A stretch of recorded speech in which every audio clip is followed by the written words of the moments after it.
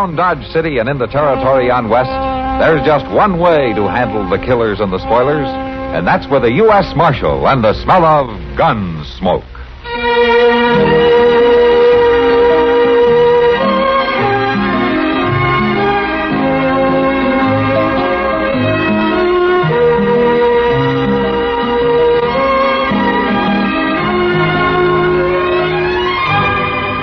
Gunsmoke, starring William Conrad. The story of the violence that moved west with young America. And the story of a man who moved with it. I'm that man. Matt Dillon, United States Marshal. The first man they look for and the last they want to meet. It's a chancy job, and it makes a man watchful. And a little lonely.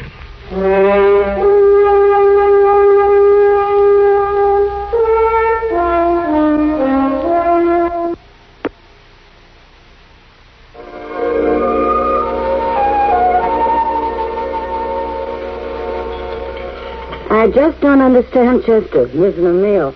Well, sometimes, Kitty, when people get excited, they can't eat. And Chester's mighty excited. We all know that. Don't worry about him. He's not missing any meals. He ate supper early, and I'm pledged to bring him a half a pie when I come back. Shouldn't expect Chester to react the way most people do. Of course, he eats more when he's excited. Well, what's he doing when he couldn't have supper with the rest of us? Packing. He packed all day yesterday. Yeah, and he'll pack right up to leaving time in the morning. Mm-hmm.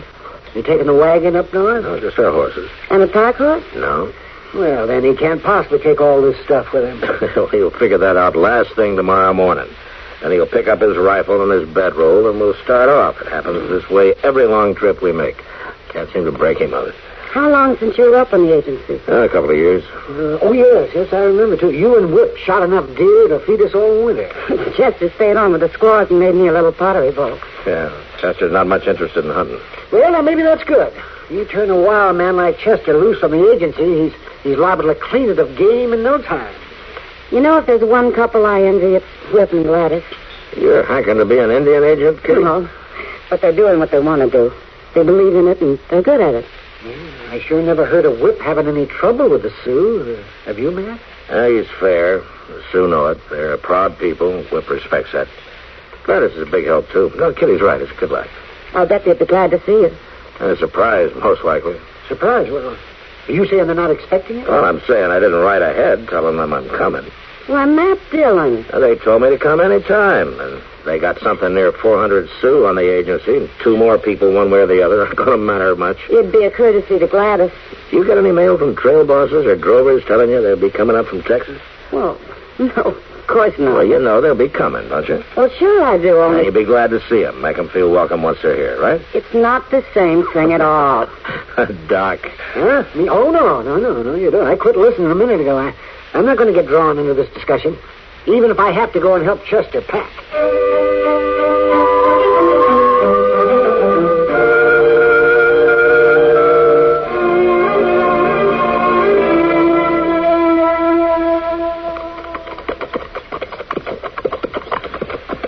I'm just as sorry as I can be, Mr. Jones. Forget it, Chester. I don't know that I can ever forget it.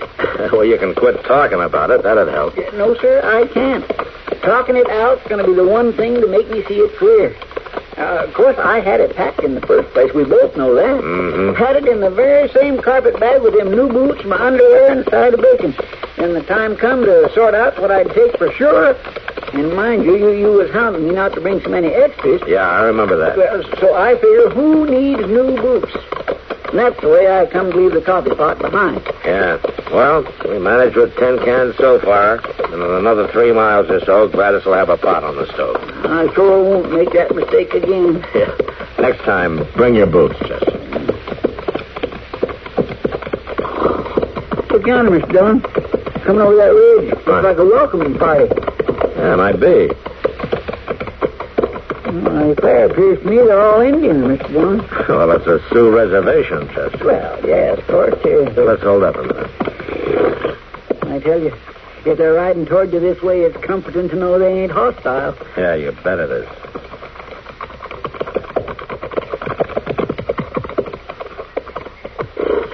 You, both, get off horse. Aren't you big feather? I am Big Feather. Get off horse. Mr. Dillon? Get off, Chester. Tonya. Look through packs. Make search. What are they looking for, Mr. I don't know. I guess you don't remember me, Big Feather. Matt Dillon. You are friend of White Agent. Big Feather know you. You bring wagon? No. Bring pack mule? No, we're just as you see us. You find nothing? Nothing, Big Feather. Why you come? To visit my friend, the White Agent. He asked you come? No. What's wrong here, Big Feather? Has something happened to Whip? You ask him. He's all right then, huh? You ask him. Big Feather, I've come here before many times. You and we've hunted together. I count you my friend, too. Why do you stop me now and search me? You have many questions.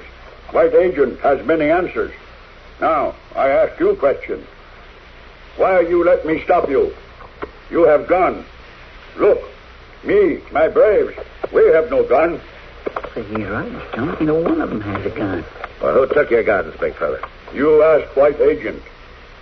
Will I be stopped again on my ride in? My people will not stop you.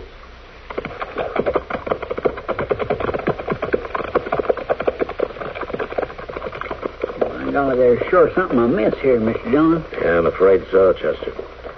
I just hope Whip and Gladys are all right.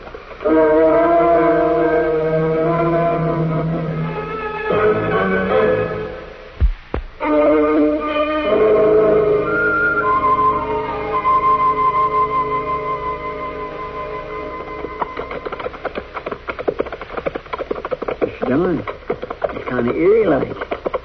Ain't a sign of life around. Now, there's life. You can feel it. Looking out from the lodges. But what they're doing inside this time of day, I sure don't know. Last time we couldn't hardly ride through here for the squaws and young. Yeah. Now, take a look at the lodges. Looks like they're falling apart. You sure wouldn't know it's the same place. Well, we're bound to find out some answer here. Mr. Dillon, Whip's house ain't looking too suited itself. No, it isn't.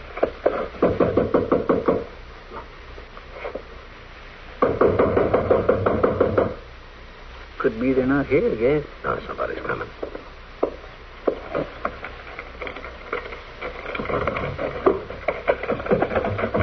Get out of here, I'll blow your head off. Whip. Matt Dillon? Yeah. And you can put the shotgun down. That's you, Chester? You're whipped here. You can't always tell what's there and what isn't. Come in, both of you. Come on.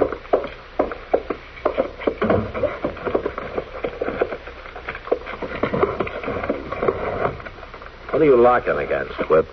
Trouble. Sit down. Sit down. Have a drink. No, thanks. No. Thanks, kindly. Maybe you don't have to keep going. I do. What kind of trouble do you expect, Whip? What kind is there? Indian trouble. I never heard of you having Indian trouble. Oh, I got it now. I made my mistake treating them decent, figuring them for human. Well, they're not. The more you do, the more they want. Like their guns? What do you know about their guns? Big Feather and some braves stopped us on the way in, searched our gear. How'd they stop you without guns? Well, that's what Big Feather wanted to know. I figured we were on your agency. I'd oblige him. Oblige? You got their guns, Whip? I got 'em all right, under lock and key in the storeroom. And I'm keeping 'em. I watch over 'em half the time and Gladys the other half. Well, that's where she is now, the storeroom? She's there, all right. I tell you, Matt, this is no life. It's no life at all. Chester and I can spell Gladys for a while. You can both get some rest. No. I never even asked what brought you up this way. And I had in mind some hunting, but that'll come later. You sure you won't have a drink? What was that? Oh, artillery like this. We got army near here, you know. Yeah. Well, we'll head on out to the storeroom. You get some sleep, huh? I just might, Matt. With you here, I might sleep. I just might feel safe enough.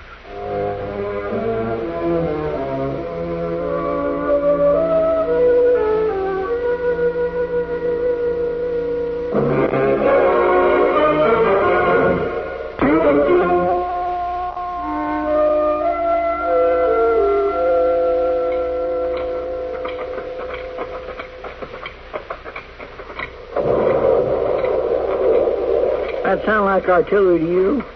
No, it's not artillery, Chester. Heaviest I ever heard, it is.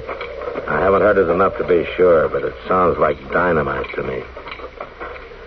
Here, I guess Gladys will be inside here.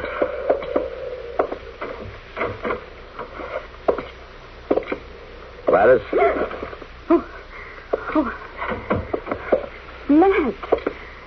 Matt. Oh, you gave me a fright. Well, Chester and me were scaring everybody half to death today. It is you. It is really you and Chester. Yes, ma'am, it sure is. I just never thought I'd see any of my friends again. I'm sorry. What? Gladys, is it that bad? Oh, Matt, it's hell. It's plain hell. Well, what happened? Have you seen him? Whip? Yeah, sure, we've seen him. I still don't get the straight of what's going on here. Well, don't expect it from me, Matt. I don't know. I honestly don't know. He's not the same. Whip's no more the man I married or any part of him than any stranger you could mention. Well, if the Indians have turned against him, maybe he's got cause to change. Well, maybe he has.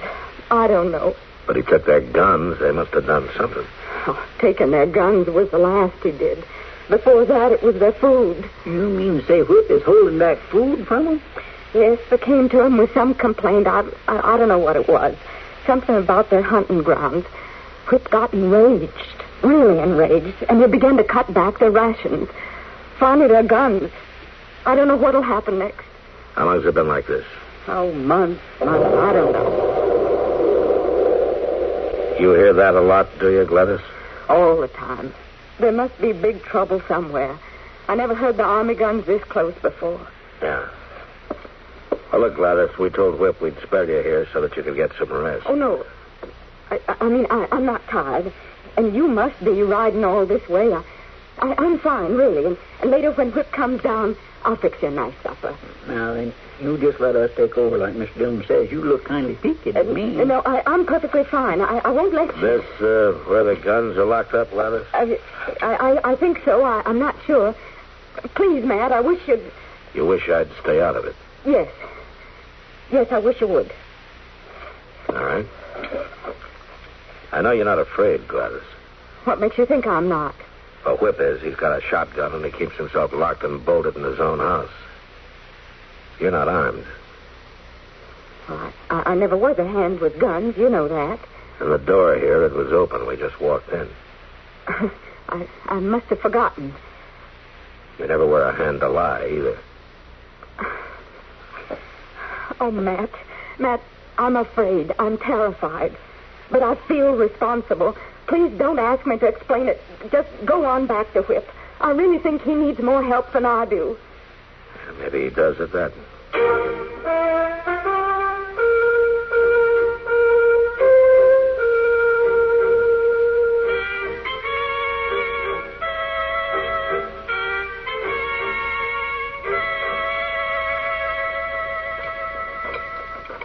I've been mulling it over in my mind the afternoon long, Mr. Dillon. I just don't understand Gladys giving them guns back to Indian. I didn't say she did, Chester. I said the lock on that cabinet was forced, and she sure didn't want me to look any closer than I did. You think that's what she meant by feeling responsible? That's what she said. Responsible? No, I don't think that's what she meant. I'm hoping Big Fella can shed some light on that. Maybe.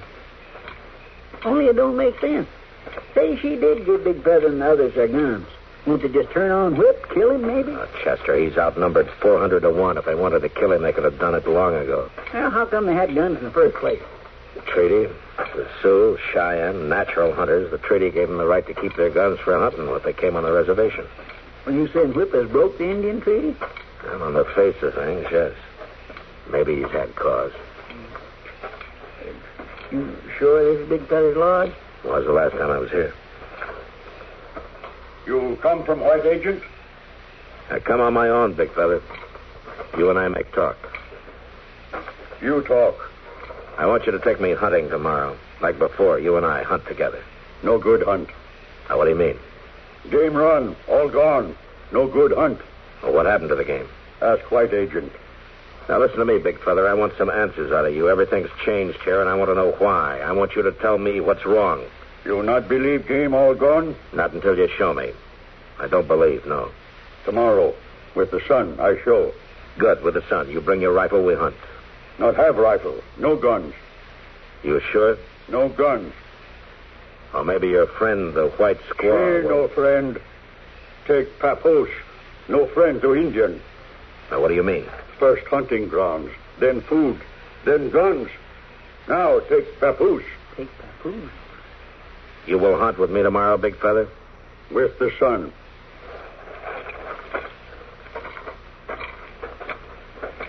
I feel like I'm just about to give up. I plain don't get a thing through my skull around here. Now, why don't you go on up to the house and go to bed? That means you ain't going to? No, not yet, Chester.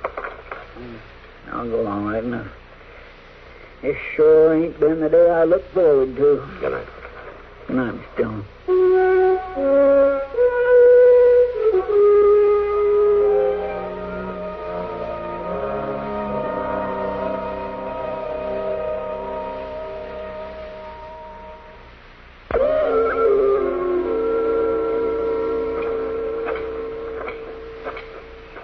Matt, What? over here.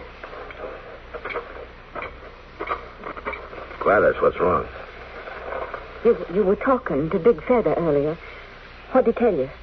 I guess you know. He says you're going to take their papooses. Oh, I knew it. I told you I feel responsible for so much of this. I thought I could make him understand, but it only made things worse. Understand what? Oh, things have been so bad here.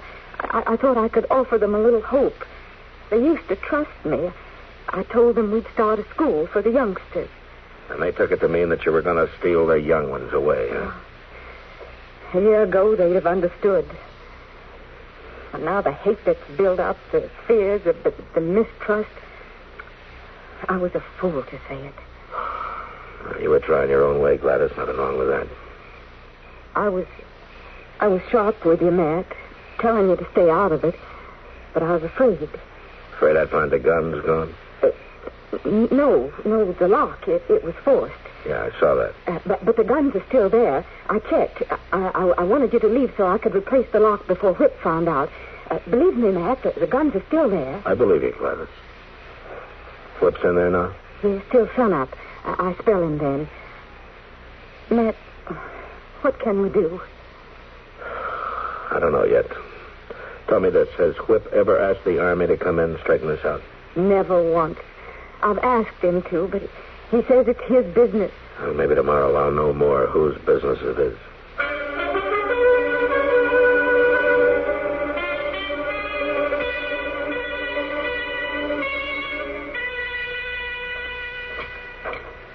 Mr. Dillon, I'm so glad you're back. This is a terrible thing. What is it, Chester? He's had him standing there since he found out. Old man, women, all this day in the hot sun, no water, no food. Oh, what the devil for? It's them fool guns have been stole. He's been hitting out at everybody. Near beat Gladys to death before I pulled her free of him. When did it happen? Right after sunup. Right after Gladys spelled him. He went back to the storeroom and found them gone. Oh, he has been so mean, Mr. Dillon. All right, where is he now? Yonder, tearing their lodges apart, looking for them guns. You better look out for him. He's drunk and wild. You better look out for me. Look, there he is. Yeah, I see him. Whip! Whip! Stop it! Are you in on this too, Dillon? If you've got trouble, you're asking for every inch of it. They got their guns back. I can't find him, but I will, and I'll turn him on the lot of them. You're out of your head, Whip. Now, what kind of a friend are you? I've seen the miners, Whip, blasting holes all over the reservation, driving the game away.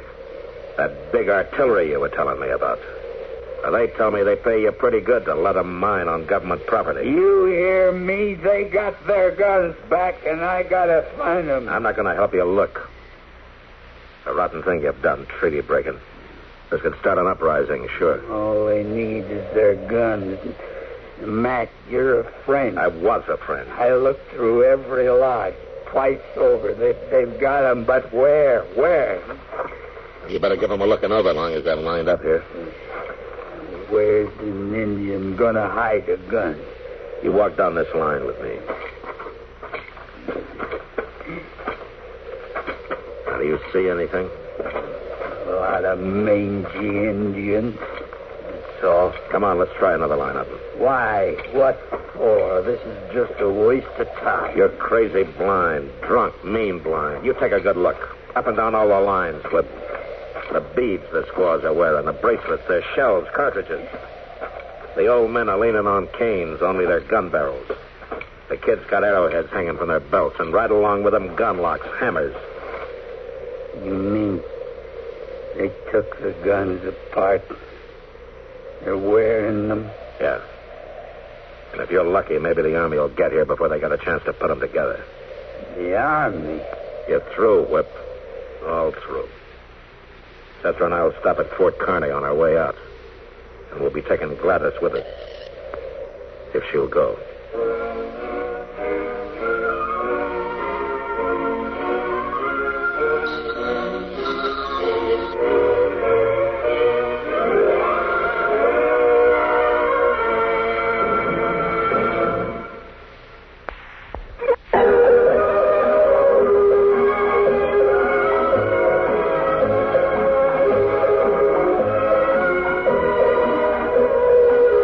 Gunsmoke. Produced and directed in Hollywood by Norman MacDonnell, stars William Conrad as Matt Dillon, U.S. Marshal. The story was specially written for Gunsmoke by Kathleen Height, with editorial supervision by John Meston. Featured in the cast were Virginia Christine, Vic Perrin, and Ralph Moody. Parley Baer is Chester, Howard McNear is Doc, and Georgia Ellis is Kitty. This is George Walsh inviting you to join us again next week when CBS Radio presents another story on Gunsmoke.